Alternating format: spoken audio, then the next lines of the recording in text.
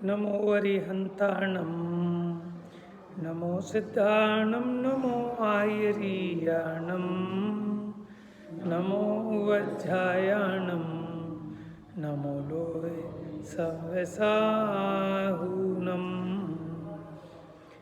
एष सुरासुरमणुषन् वन्दिनं धोदघायिकं ममलं प्रणमामि वर्धमानं तीर्थं धम्मस्य कर्तारम्।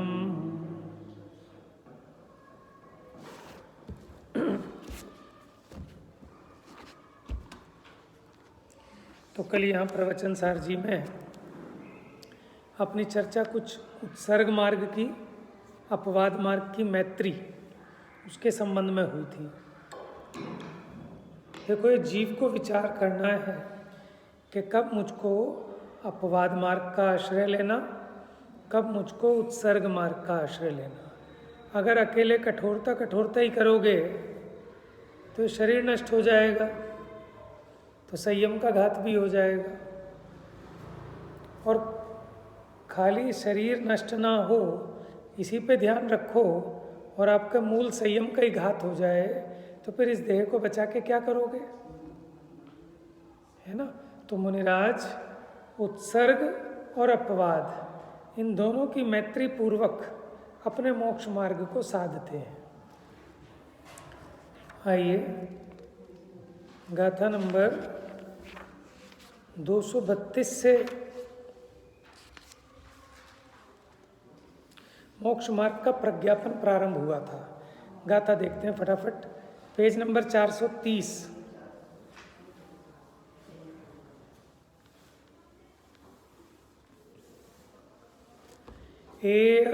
गगधो समणो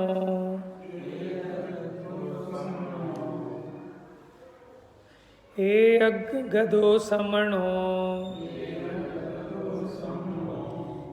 अगम निच्छिदस् अत्थेषु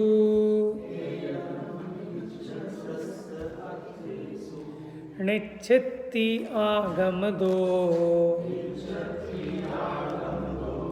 आगम चेठा तदो जेठा।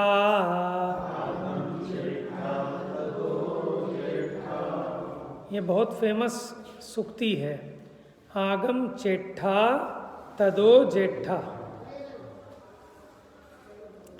कि जिसकी आगम में चेष्टा है वही ज्येष्ठ है। ज्येष्ठ है मतलब मुख्य है, प्रधान है। आगम में चेष्टा ही मुख्य है। किसको? एक गदो समनो, एकाग्रता ही श्रमणपना है। श्रमणपना किसका नाम है? एकाग्रता का नाम श्रमणपना है। एकगम निच्छिदस्य अत्थेषु, और एकाग्रता किसको होती है? कि जिसको अत्थेषु माने अर्थों का निश्चय हो। जिसको पदार्थों का निश्चय नहीं, उसको एकाग्रता भी नहीं होती, क्योंकि उपयोग में चंचलता बनी रहती है। समझ में आया ना? देखो, जिसको तत्व का निश्चय है कि जो जो देखी वीतराग ने सो सो होसी वीरारे। अनादि निधन भिन्न भिन्न वस्तुएं अपनी मर्यादा सहित परिणमित होती हैं, कोई किसी के अधीन नहीं है। ऐसा जो वस्तु का नियम है, जिसको इसका निर्णय है, अब वो बेचैन नहीं होगा, वो चंचल नहीं होगा, उसको एकाग्रता होगी। जैसे एक सेठ जी थे, उनके पास कोई पैसे रखवा गया तो उन्होंने कहा रख ले भाई। फिर आया जी दे दो मेरे, ले जा भाई। सेठ जी इसमें तो 2 मोहरे कम हैं कि दे दो। वो घर गए तो घर पे बीवी ने कहा भाई 2 मोहरे तो मैं ले आई थी पहले ही सेठ जी से। उसने कहा बता, तूने भी बेइज्जती करा दी, मुझे बताया क्यों नहीं? तो आए माफ़ी मांगते हुए कि सेठ जी गलती हो गई, ये 2 मोहरे फालतू आ गई थी, कि जी रख दो। तो वो बड़ा हैरान कि हम तो सोच रहे थे सेठ जी गाली बकेंगे कि हम पे भरोसा नहीं है, हैं? सेठ जी समता भाव में है। क्यों है? कि उनको निर्णय है कि मैं बेईमान नहीं, ठीक है ना। तो तेरा है तो ले जा, नहीं है तो दे जा, और मेरी किस्मत तो तू ले नहीं जाएगा। ऐसा निश्चय है ना इसीलिए एकाग्रता है। अज्ञानी जीव बहुत जल्दी बेचैन हो जाता है, अधीर हो जाता है, और जो ज्ञानी है उसको धैर्य रहता है, क्योंकि उसको तो निश्चय है ना कि अपने कर्म सिवाय जीव को कोई न फल देता कुछ भी।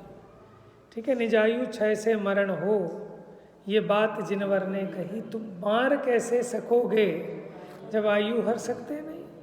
अपने साता के उदय से सारी अनुकूलताएं मिलती हैं, असाता के उदय से प्रतिकूलता है, तो किसी पे क्यों गुस्सा करूं। तो जिसे पदार्थ का निश्चय है उसी को एकाग्रता हो सकती है, नहीं तो एकाग्रता नहीं होगी। कभी आदमी बेचैन आदमी किसी से सिर फोड़ता है, कभी किसी से लड़ता है, कभी किसी से झगड़ता है, और जिसको तत्व का निर्णय है, तुम कितना ही कुछ कर लो, होना तो वही है जो होने योग्य है। ठीक है ना, तो इसलिए वो मौन हो जाता है।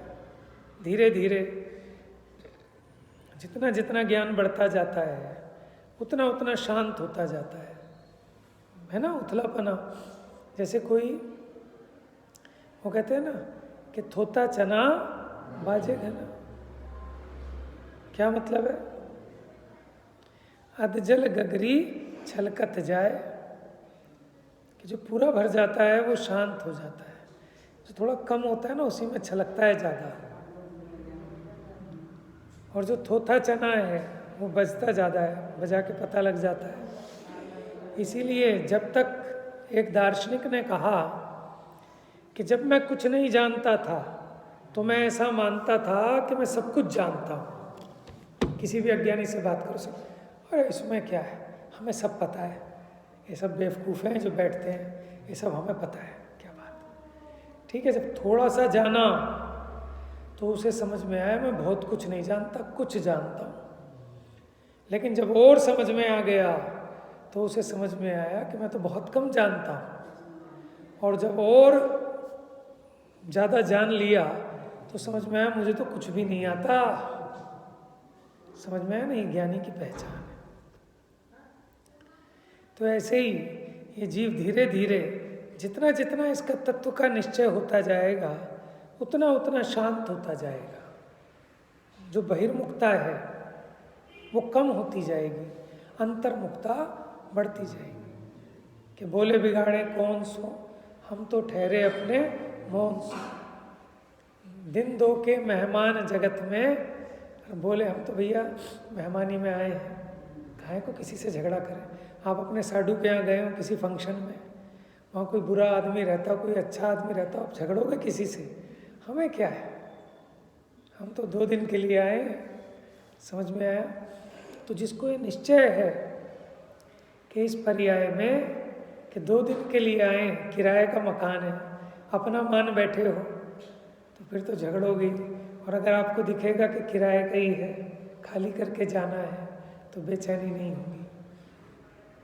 तो ये बात कही कि जिसको अर्थ का निश्चय है उसी के एकाग्रता होती है, और श्रवणपना एकाग्रता का ही नाम है।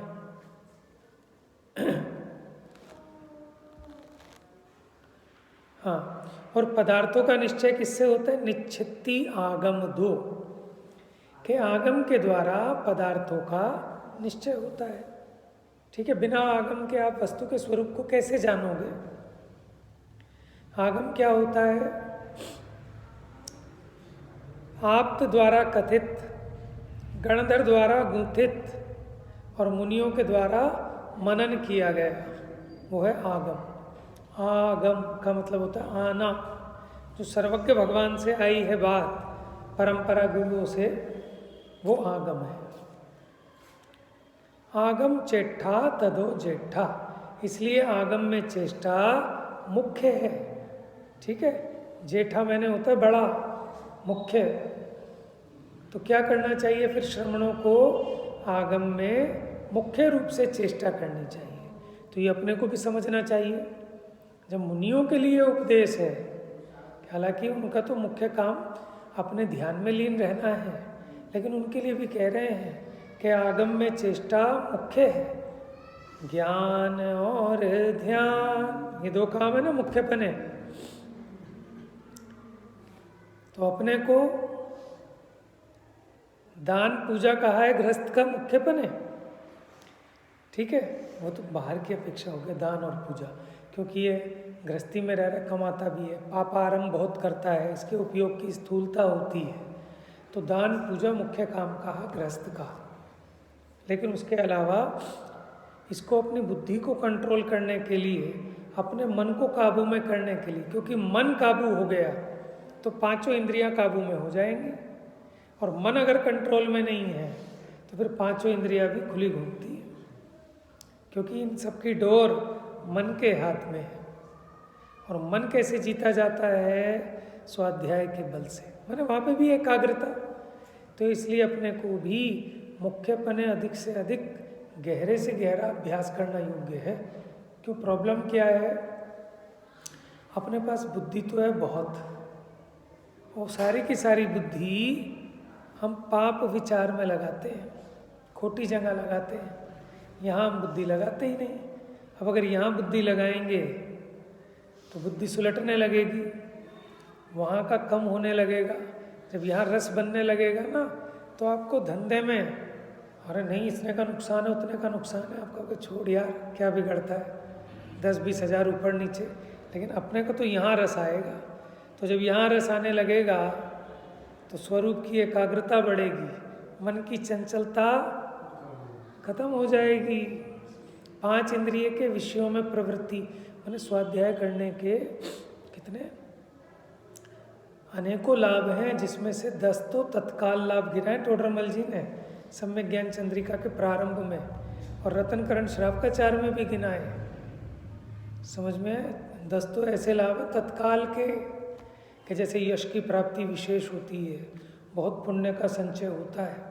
आप कितने ही व्रत उपवास करके उतना पुण्य नहीं कमा पाओगे जितना जब आप स्वाध्याय में आपके उपयोग की मग्नता होती है, उसमें जो विशुद्धता होती है, कषाय की मंदता होती है, उसमें माने बहुत उत्कृष्ट जाति का पुण्य उपार्जित होता है, पापों की निर्जरा होती है।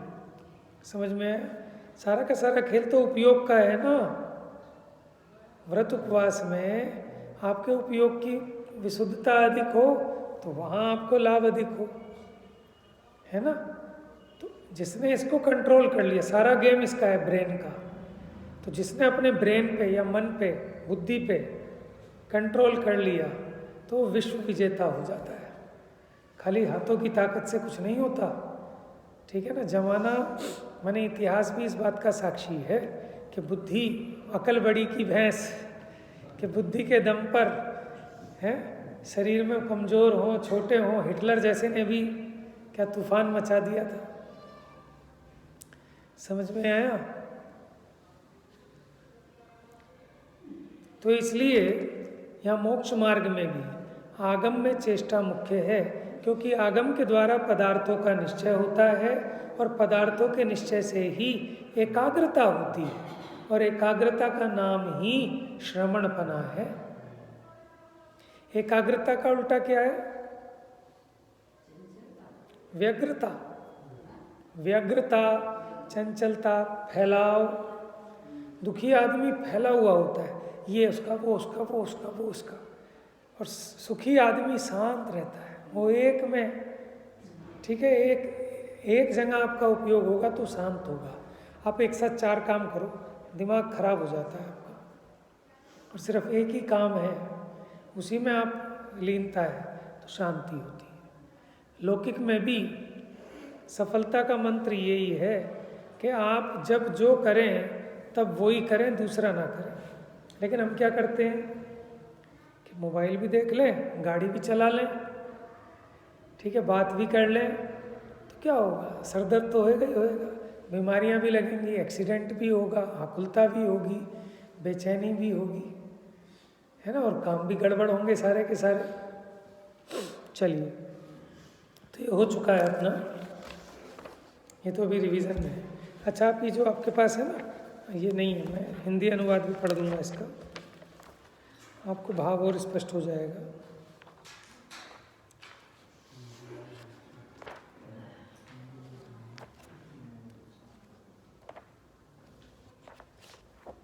हाँ, आपके ग्रंथों में नहीं है। स्वाध्याय से जो जान कर निज अर्थ में एकाग्र है, भूतार्थ से वे ही श्रमण, स्वाध्याय ही बस श्रेष्ठ। अगली गाथा है 233 नंबर। आगमहीनो समणो नेव पाणम परम वियाणादि,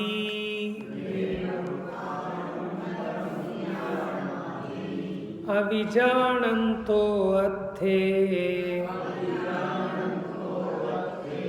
खवेदि कम्माणि किद भिक्खु।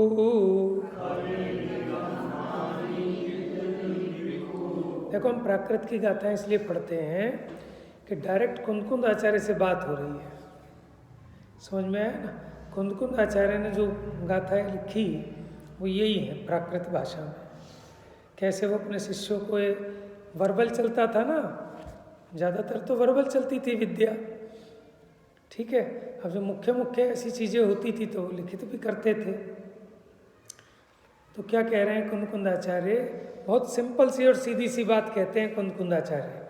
लेकिन अमृतचंद्र आचार्य थोड़े अलग टाइप के हैं, वो थोड़े विशेष क्षयोपशम की मुख्यता से है ना, वो थोड़ी सी व्याकरण और गहराई से बात करते हैं, जिसके कारण अपने को लगने लगता है बड़ा कठिन है। लेकिन कुंदकुंद आचार्य की गाथाएं तो बिल्कुल सीधी सीधी सी हैं। क्या कहते हैं, आगम हीनो समणो, सिंपल सी बात समझ में आ रही है। आगम से हीन जो श्रवण है, माने जिसने आगम का अभ्यास नहीं किया, आगम का उपदेश जिसके पास नहीं है, नेव अप्पाणम परम वियाणदि। नेव माने नहीं, अप्पाणम माने आत्मा को, परम माने पर को, वियाणदि माने विजानती, ठीक है। नेव माने नहीं जानता। कौन?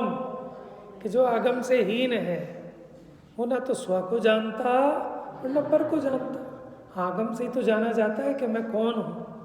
हमारा परिचय ये आगम ही तो कराता है, जिनवाणी तो कराती है, और परद्रव्यों का भी। अविजानन्तो अर्थे, और जो पदार्थों को नहीं जानता, खवेदि कम्माणि किद भिक्खु। खवेदि माने क्षय करना, कम्माणि माने कर्मों को, किद माने कैसे, भिक्खु माने श्रवण। भिक्खु माने भिक्षा लेके, उनको भिक्षु भी कहा श्रवण को। तो वो श्रवण कैसे कर्मों का नाश करेंगे कि जो स्व और पर को ही नहीं जानते, ठीक है ना। किसका नाश करना, क्यों करना, मैं कौन हूँ यही नहीं पता, वो क्या करेगा। जैसे एक व्यक्ति, उसको भूख बहुत लगी है कि भैया खाना खा ले, तो खा लिया। कि कैसे खाया, मेरे सामने खा, भूख नहीं मिटी। तो वो उठाता है और ऐसे डाल देता है, उठाता है पड़ोसी के मुंह में डालता रहता है। तो उसकी भूख कब मिट जाएगी? क्यों? कि पहले भैया जिसको भूख लगी है पहले उसका परिचय कर, जिसकी भूख मिटनी है उसका परिचय कर।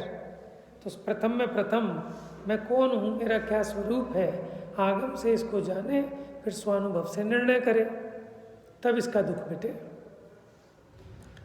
तो इस गाथा में भी माने यहाँ इस अधिकार में, जिसको इसका नाम है मोक्ष मार्ग प्रज्ञापन, कि जिसको मोक्ष मार्ग चाहिए हो वो क्या करे, आगम में प्रवृत्ति करे, स्वाध्याय की मुख्यता रखे। क्योंकि स्वाध्याय से सब पता चलेगा आपको, क्या खाना क्या नहीं खाना, क्या करना क्या नहीं करना, दान कैसे करना, पूजा कैसे करनी, क्या बिना स्वाध्याय के पता चलेगा? देखो, जब हम स्वाध्याय नहीं करते थे तब दान कैसा होता, पूजा कैसी होती है, और जब स्वाध्याय कर लेते हैं आप, स्वाध्याय से आप जान लेते हैं वस्तु के स्वरूप को, फिर पूजा देखो कैसी पूजा होती है। क्योंकि आपको पता चलता है ना, पूजा किसकी पूजा कर रहा हूँ, वो कौन है, मैं कौन हूँ, पूजा किसे कहते हैं, पूजा का फल क्या है, पूजा क्यों करना, किस प्रकार करना, ये सब पता लगता है। तो होती है असली पूजा ऐसी, दान का भी। तो वास्तव में अज्ञानी वो धर्म के कितने अंग करे, लेकिन वो खोखला है, तभी तो उसको बाल तप बाल व्रत कहा, क्योंकि उसका लाभ नहीं उठा पाता। समझ में? वो 6 घंटे पूजा तो करेगा लेकिन उसके फल को पाएगा ही नहीं, पूजा तो होती ही नहीं उसकी। क्यों? कि वो जो उसका एक क्या कहते हैं, वो कनेक्शन बनना चाहिए था, वो कनेक्शन ही नहीं बनता। उपयोग की जो विशुद्धता होनी चाहिए थी वो विशुद्धता ही नहीं होती। कैसे हो? भेद ज्ञान के बिना। भगवान का स्वरूप नहीं पता तो उसको कैसी महिमा कैसे आएगी? समझ में आया? तो ये सब काम स्वाध्याय से ही सिद्ध होते हैं। माने सेठ जी हों, दान भी करना हो तो वो दान के फल को भी बिना स्वाध्याय के नहीं ले सकते, क्योंकि उन्हें पता ही नहीं, वो तो जो आएगा वहीं पर्ची काट देंगे। उन्हें पता ही नहीं दान कैसे दिया जाता है, किस लिए दिया जाता है, किस भाव से। दान दे मन हर्ष विषय के, दूसरे के कल्याण के लिए नहीं, अपने कल्याण के लिए दान होता है और हाथ जोड़ के दिया जाता है। सब मेरा भी कुछ लग जाए यहाँ पर। समझ में आया ना? लेकिन लोभी गुरु लालची चेला, हो रही नरक में ठेलम ठेला। ना तो देने वाले को विवेक है और ना लेने वाले को। दान किस लिए होता है? स्व और पर के लिए, स्व और पर के उपकार के लिए। ठीक है? ये जो भी अपना हो, अपनी वस्तु का त्याग करना, वो दान है। किसके लिए? स्व और पर के उपकार के लिए। तो दान देने वाला भी ना अपने उपकार की सोच रहा, ना दूसरे के उपकार की। उसको तो बस अपना नाम चाहिए कि वो स्कीम बताओ जिसमें मेरा नाम ज़्यादा हो। ऐसी कोई स्कीम हो तो बताओ।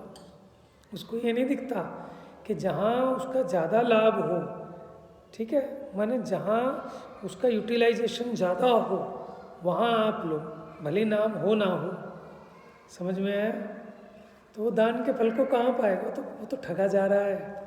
अपनी आंटी का माल भी दे रहा है 1 लाख रुपया और उसके फल को भी नहीं पा रहा। उसका फल क्या है? या चित्त में हर्ष होना चाहिए, राग आदि की हानि होनी चाहिए। समझ में आया? और उसके फल में ऑटोमेटिक इतना पुण्य बनता है कि तुम 1 पैसा दोगे 10 लाख देगा। ये तो बहुत छोटी कैलकुलेशन है। समझ में आया? माने दान देने के फल में जीव भोग भूमि जाता है। जिंदगी भर कुछ नहीं करना, भोग ही भोग है, कोई कर्म नहीं है वहाँ पर। देखो, और वहाँ से मर के फैसिलिटी ये है कि वहाँ से फ्लाइट सीधा स्वर्ग में जाएगी। भोग भूमि में भोग रहा है, फिर भी नरक नहीं जा रहा। बताओ क्यों? है गजब की बात। विकल्प भी नहीं करना, कुछ इकट्ठा भी नहीं करना कि चलो अब सोने के दाम नीचे थोड़े खरीद के रख लो, बच्ची बड़ी होगी काम आएंगे, कि कोई टेंशन नहीं है। बच्चों की टेंशन नहीं। बच्चे पैदा होते ही मुख नहीं देखते, क्योंकि मुख देखेंगे तो राग होएगा, फिर वियोग का दुख होएगा। समझ में आया? सहोदर जन्मते हैं, युगलिया होते हैं, और जो चीज़ चाहिए कल्प वृक्षों से मिल जाती है। अगर आपको भी ऐसी खुली फैसिलिटी हो तो आप कोई चीज़ क्यों जोड़ के रखोगे? समझ में आया ना? इसलिए उनके परिणामों में कषायों की तीव्रता नहीं होती, परिग्रह की ज़्यादा वो नहीं होती, हिंसादिक नहीं होते। इसलिए वो नियम से मरकर देवगति में जाते हैं, भोग भूमि के। है ना? कर्म तो बनते हैं, लेकिन ऐसा कर्म नहीं बनता कि नरक में जाएं, तिर्यंश में जाएं, मनुष्य में जाएं। वहाँ से जाएगा देवगति में। समझ रहे हैं आप? अब बताओ, ऐसी फैसिलिटी दिलाओ किसी को कर्म भूमि में, कितना ही बड़ा धन्ना सेठ हो, भोग भूमि जैसी फैसिलिटी मिल सकती है क्या किसी को? है? बड़ा मुश्किल है। चलो, आपको तो भोजन बनाना नहीं आता, ये जो भोजन बनाती हैं ये अपने मन का ही बना के तो दिखाएं जरा। है ना? आदमी को तो लगता है इसको कितना ही समझा लो, जब मैं कहूँगा तब नहीं बनेगी उस तरह की सब्जी, उस तरह का टेस्ट नहीं आया। तो यहाँ जो है ना, अधूरापन रहता ही है इसको। और वहाँ तो जैसा मन में सोचा वैसी सामग्री मिल गई कल्प वृक्ष से। यहाँ कितना मुश्किल है बनाओ बनना। समझ में? माने एक दिन जैसे पकवान बने, आप चाहो बिल्कुल जैसे उस दिन बनाए थे ना 5 साल पहले, वैसे टेस्ट की बना लो, बनेगी क्या? बना ही नहीं सकता कोई। समझ में नहीं होगा, समझ में। अच्छा फिर देखो देवगति में, देवगति का तो मुकाबला ही नहीं। पढ़ो तो, हम कहते तो हैं देवगति देवगति, एक बार देवों के सुख का वर्णन पढ़ लो, ये सब भूल जाओगे। जिसके पीछे पागल हुए फिर रहे हैं ना, ये सब भूल जाएंगे। फिर ये लगेगा तो बेवकूफ़ी है यहाँ पे टाइम वेस्ट करना, ये तो इन्वेस्टमेंट का टाइम है, इन्वेस्ट करो। जो समझदार होता है ना, वो खाने पहनने पे पैसा नहीं उड़ाता, बिजनेस में लगाता है, इन्वेस्ट करता है, पैसे से पैसा बनाता है। ये चीज़ों पे तो ये तो मूर्ख लोगों के काम है कि दिखावे में पैसा लगाना उड़ाना। वो कहते हैं साहब छोटे कमरे में ही रहते रहेंगे, कोई बात नहीं, बिजनेस में पैसा लगाएंगे, दुकान खरीदेंगे तो फ़ायदा है, मकान खरीदने से क्या फ़ायदा। और कपड़े दिखाने किसको हैं, दिखाने से क्या होता है। सेठ हैं तो हैं, हम अपनी, हमारी बैलेंस शीट बताती है, दूसरे को क्या दिखाना है। चोर भी हमारे घर में डाका डालेंगे फिर। समझदार आदमी की ये थिंकिंग है। और ना समझ क्या है कि चाहे कुछ भी ना हो, वो लोन करके भी, ठीक है ना, हर चीज़ लोन पे मिलती है आजकल। बड़ी गाड़ी, बड़ा घर, बढ़िया कपड़े, सब चीज़ें बढ़िया, लेकिन अंदर खाने तो बैलेंस शीट माइनस में जा रही है। आकुलता को तो बहुत भोग रहा है। तो देवगति के सुख भी अगर आप पढ़ो तो आपको समझ में आ जाए, जिसके पीछे हम पागल हो रहे हैं ना कि टाटा अंबानी, ये कुछ नहीं है, ठीक है। थोड़े से त्याग संयम, इसके फल में ही जीव ऐसे स्वर्गों में जाता है। वहाँ के जो विमान हैं, मन की गति से चलने वाले तो विमान हैं। यहाँ कभी कभी रत्नों के वस्त्र पहन पाएगा कोई? कितना ही अमीर सेठ क्यों ना हो, सोने के तो सुन लिए होंगे, लेकिन रत्नों के कौन पहन सकता है। रत्नों के वस्त्र कैसे कैसे ठाठ, समझ में। आचार्यों ने इसका भी वर्णन किया, उसके पीछे भी प्रयोजन है। अब जिसको अच्छा लगेगा, उसका लोभ आएगा तो पापों को छोड़ेगा, जो पुण्य क्रियाएं हैं, त्याग तप संयम, उनमें प्रवर्तमान होगा। फिर अपने आप ही इसकी कषायमंद होने पर इसको धर्म का निमित्त बनेगा, सच्चा भेद ज्ञान होगा तो उसका भी लोभ टूट जाएगा। बात समझ में आई? माने अगर एक बार आपको अवधि ज्ञान करा दे 5 मिनट के लिए, ठीक है ना, और साक्षात आपको दिखाई दे जाए कि आप देवगति से होके आए थे, क्या ठाठ थे, आपका मन नहीं लगेगा, आप विरक्त हो जाओगे इन सब भोगों से, कितने बढ़िया पकवान हो। समझ में आया? जैसे कभी हम सुअर की पर्याय में भी रहे होंगे, और वहाँ ये जो नाला है ना, वो पड़े रहते हैं सुअर पीछे से जब जाते हैं करण गली के पास से, और वो उसमें मज़ा मानते हैं नाले में, ठीक है, विष्ठा खा खा के, और मज़ा मान रहे हैं। और हमें समझ में आ रहा है ना क्या मज़ा है। ऐसे ही हम और आप इन 5 इंद्रिय के विषयों में जो मज़ा मान रहे हैं, देव को ऐसा लगता है जैसे सुअर विष्ठा में मज़ा मानता है। समझ में आया ना कैसे मनुष्य पर्याय के भोग। अपवित्र हैं, असुचि हैं, और अतृप्ति को उपजाने वाले हैं। मन के मुताबिक कहाँ किसको मिलते हैं, है ना। तो इसलिए ये जो मनुष्य पर्याय है, ये भोगों के लिए नहीं है, ये काहे के लिए है? संयम के लिए। क्या है वो?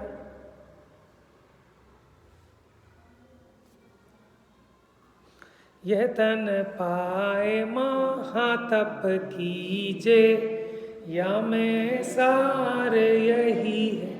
और समझ लेना, तप करने से कमजोरी नहीं आती, ये तो खा खा के मरे जा रहे हैं सब। तप करने से ताकत बढ़ती है। क्यों? कि शरीर की ताकत का संबंध भी वो वेदनीय साता असाता के हिसाब से है, शुभ अशुभ प्रकृतियों के हिसाब से है। ये तो हमारे मन का वहम है कि दूध मेवे ज़्यादा खाएंगे तो ताकत आएगी। मुझे बताओ किसको कमी है आज की डेट में दूध मेवे और खाने की, और फिर भी कमजोरी आ रही है। डॉक्टर साहब टॉनिक लिख दो कोई, चक्कर आते हैं, सिर दर्द होता है, कमर दर्द होता है। बताओ दूध घी बादाम खाते हुए ये हालत है लोगों की। समझ में आया ना। और त्यागी तपस्वी, उनको पुण्य का संचय ऐसा होता है कि शरीर अपने आप ऑटोमेटिक स्वस्थ रहता है। लेकिन हमें इस बात का भी भरोसा नहीं आता, हमें कर्म का भी भरोसा नहीं आ रहा। बात समझ में आ रही है?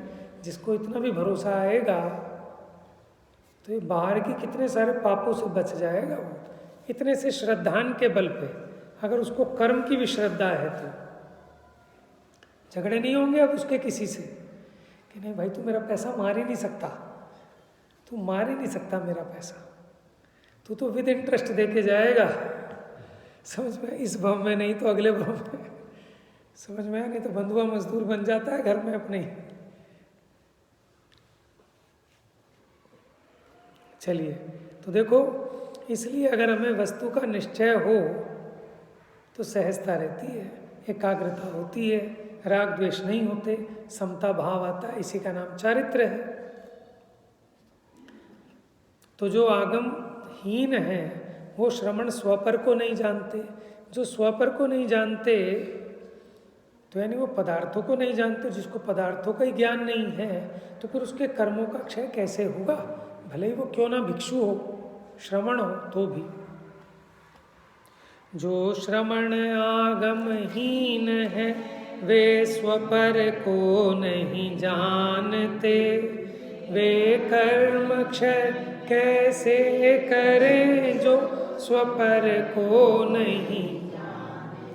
अब डॉक्टर के पास गए, डॉक्टर साहब दर्द हो रहा है बहुत, कि किसको हो रहा है ये पता नहीं। तो डॉक्टर साहब किसका इलाज करेंगे? कर ही नहीं पाएंगे। तो पहले आपको अपनी तो खबर हो कि कौन दुखी हो रहा है भैया, किसको सुखी होना है, तो अपनी खबर तो कर। अब सुखी करना है अपने को, लेकिन पोषण करता है शरीर का। एक बिल्डिंग की 2 बिल्डिंग बना ले। अरे कष्ट तो कहाँ हो रहा है पहले उसका तो पता कर। कष्ट तो हो रहा है आत्मा को और उपचार हो रहा है परद्रव्य में। घुटने में बहुत दर्द था, बहुत टॉप जो डॉक्टर बताया उससे इलाज कराया, सर्जरी भी करा ली, लेकिन फिर भी घुटने का दर्द ठीक नहीं हुआ। क्यों नहीं हुआ? कि पहले यही नहीं पता था कि कौन से घुटने में दर्द हो रहा है, इलाज करा लिया दूसरे का, तो कब ठीक हो जाएगा? तो ऐसी अपनी हालत तो नहीं हो रही कि कष्ट तो दूर करना है आत्मा का, लेकिन सारी सेवा और चाकरी किसकी हो रही है? शरीर की, मकान की, गाड़ी की, संयोगों की। तो इनको व्यवस्थित करने से आत्मा कैसे व्यवस्थित होगा? आत्मा दुखी हो रहा है मोह राग द्वेष से, तो मोह राग द्वेष मिटने थे तो वो तो मिटता नहीं। अब कहता है गरीबी मिटाऊंगा तो सुखी हो जाऊंगा, शरीर में से रोग मिट जाएगा तो सुखी हो जाऊंगा, ये बच्ची इसकी शादी हो जाएगी तो सुखी हो जाऊंगा, बच्चे की नौकरी लग जाएगी तो सुखी हो जाऊंगा। कैसे हो जाएगा सुखी? बात समझ में आ रही है? तो मूल भेद ज्ञान की बात यही हो रही है, गड़बड़। लेकिन इन सब का उपाय क्या है? कि आगम का अभ्यास करो। देखो, जब यहाँ जिनवाणी में इतना गहरा अभ्यास करेगा ना जीव, इसके उपयोग की ऐसी एकाग्रता होती है जिसमें ऐसा कहा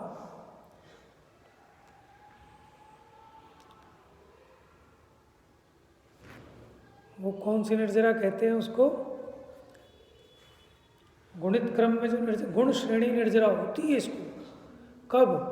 कि स्वाध्याय के काल में जो इसका उपयोग एकाग्र होता है ना, तो वही ध्यान की दशा बनती है। जैसे ध्यान के काल में असंख्यात कर्मों की निर्जरा होती है गुण श्रेणी, उसी प्रकार देखो अपने को उस प्रकार का ध्यान की तो वो एकाग्रता मान लो नहीं बनती। तो ये आगम के अवलंबन से जब अपना उपयोग जितने समय के लिए ठहरता है उसी का नाम तो एकाग्रता है। ठीक है ना? वही मेडिटेशन है, उसी से बहुत कर्मों की निर्जरा होती है। तो इसके अलावा कहीं ध्यान टिक नहीं सकता इतनी ज़्यादा। आप खुद देखो ना, जब यहाँ आपका उपयोग रमे तो आपको कुछ ख्याल में नहीं आता, ऑफिस के, दुकान के, इसके उसके काम सब भूल जाते हैं। इसके अलावा बाकी जितने काम करो वहाँ आपको उपयोग में चंचलता बनी रहती है कि ये काम वो काम। तो सबसे बड़ी बात क्या है कि जिसने अपने इसको कंट्रोल कर लिया तो उसने सब कंट्रोल कर लिया बस। और उसके लिए सबसे उपयोगी है आगम का अभ्यास। आइए 234 नंबर की गाथा। ये तो हम वहाँ तक लेके जा रहे हैं आपको जहाँ हमने छोड़ा था।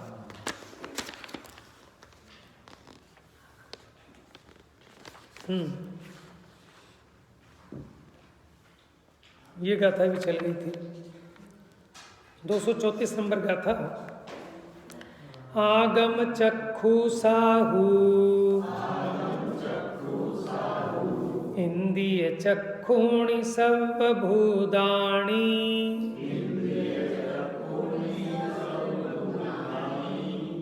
देवाय ओहि चक्षु सिद्धा पुण सब्बदो चक्षु।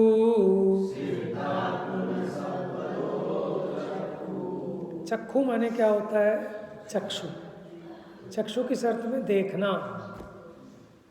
ठीक है, देखना मतलब यहाँ जानने से मतलब है। आगम चक्षु साहू के आगम ही चक्षु हैं किसके? साधु के। साधु जो देखते हैं वो आगम से ही देखते हैं। क्यों?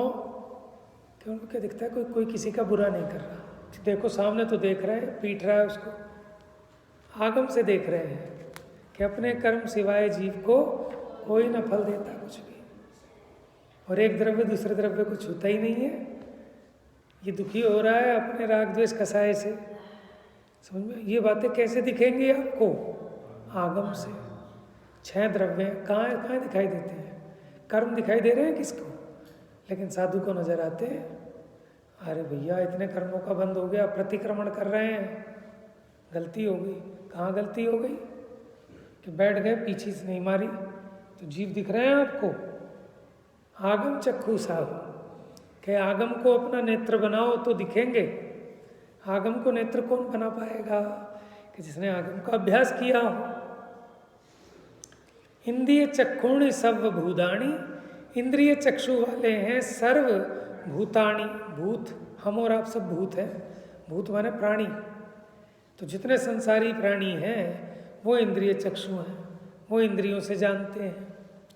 देवा या ओहि चक्षु, और जो देव हैं वो अवधि चक्षु हैं, वो अवधि ज्ञान से जानते हैं।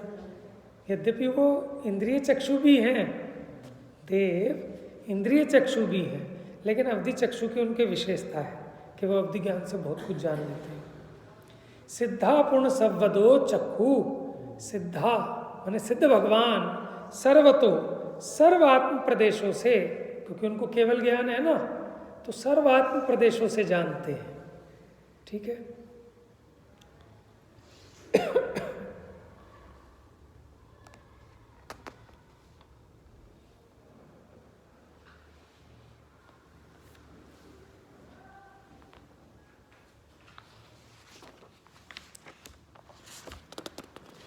देखो समझ में नहीं आए तो आप पूछना। हम लोग इसीलिए साथ बैठते हैं कि इसमें कोई हेजिटेशन नहीं होनी चाहिए। कोई चीज़ समझ नहीं आए आप 10 बार पूछो। देखो अब भाग्य से हमको समय मिलता है, फिर पता नहीं कब मिले नहीं मिले, अभी तो सामने पूछ लेना चाहिए। आप बताओ कहीं डॉक्टर कोई दवाई बताए, आपको समझ में नहीं आए, 2000 रुपये की फ़ीस दे के आ रहे हो, तो शर्मो शर्माई में छोड़ दोगे क्या? पूछोगे डॉक्टर साहब प्लीज़ एक बार और बता दो कब कब कैसे कैसे लेनी है। समझ में आए? तो इसलिए इन चीज़ों को भी छोड़ना नहीं चाहिए। नहीं आए निसंकोच पूछना चाहिए।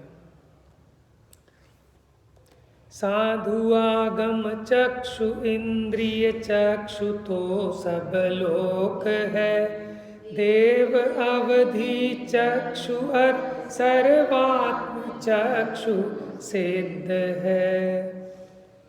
इसकी टीका ना हम कल लेंगे, एक अगली गाथा और पढ़ लेते हैं, क्योंकि इस पे अपना विषय हुआ तो था, लेकिन फिर से एक बार इसकी टीका लेंगे। एक और गाथा पढ़ते हैं 235 नंबर। सव्वे आगम सिद्धा अत्था गुण पज्जये हि चित्ते हि, जानन्ति आगमेण हि, पेच्छित्ता ते विते समणा।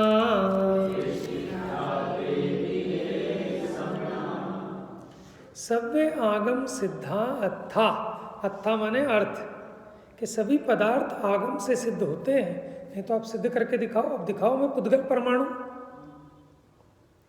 आप दिखाओ हमें कर्म, आप दिखाओ धर्म अधर्म, दिखाओ आप काल द्रव्य, तो आगम से सिद्ध होते हैं।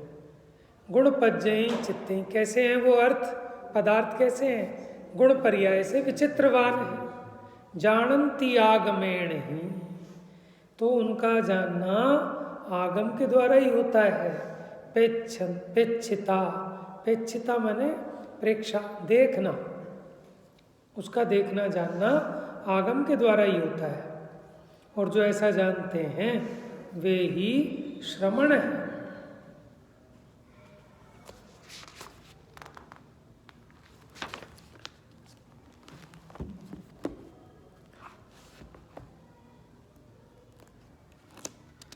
बस अब 236 कल से लेंगे, ठीक है। अब अपना आगे चलेगा, इतना हुआ था अपना, 235 तक हो गया था, फिर भी ले लेंगे एक बार 234-35 एक बार कल फटाफट ले लेंगे, ठीक है। फिर आगे बढ़ाएंगे। जा वाणी के ज्ञान से सूझे लो कालो, सो वाणी मस्तक नमो।